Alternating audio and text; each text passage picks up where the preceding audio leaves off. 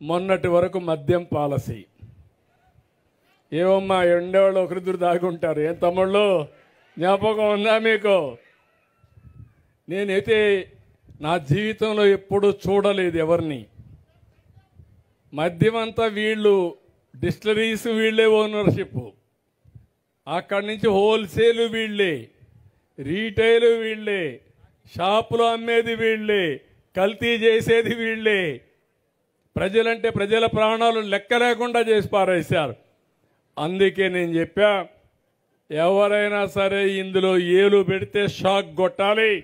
నూతనమైన మద్యం పాలసీ తీసుకొచ్చా.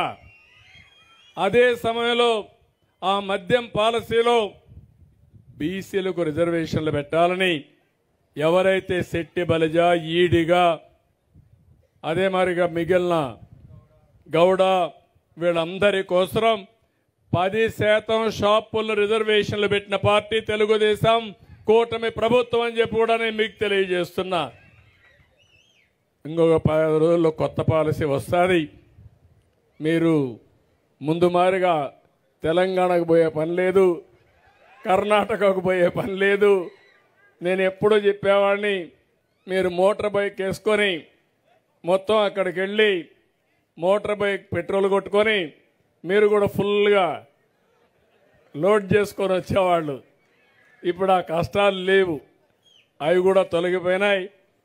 అన్ని రాష్ట్రాల్లో ఎలాంటి లిక్కర్ ఉంటుందో దానికంటే బెటర్గా ఉంటుంది తప్ప ఎక్కడా లాలూచి లేదని చెప్పి కూడా నేను మీకు తెలియజేస్తున్నా.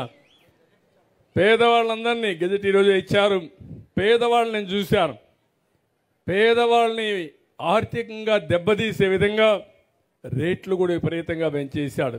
అందుకే నేను చెప్పాను, క్వార్టర్ బాటిల్ 99 రూపాయలు పెట్టమని చెప్పి ఆదేశాలు ఇచ్చాను. కనీసం తాగే అలవాటు ఉంది, కానీ డబ్బులంతా దానికి తగలేస్తే కడాన పిల్లల్ని చదివించాలన్నా ఇంట్లో ఖర్చులు కూడా డబ్బులు ఇచ్చే పరిస్థితుల్లో లేరు. తాగనీయకుండా చేయడం మా ఆడబిడ్డల బాధ్యత.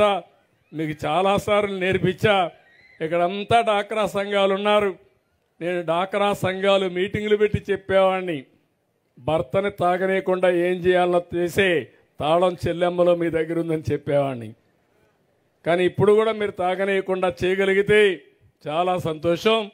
దానికి కూడా ఒక 100 కోట్ల రూపాయలు ఖర్చు పెట్టి మద్యాన్ని తాగనీయకుండా అలవాటు మార్పించడానికి ప్రయత్నం చేస్తా.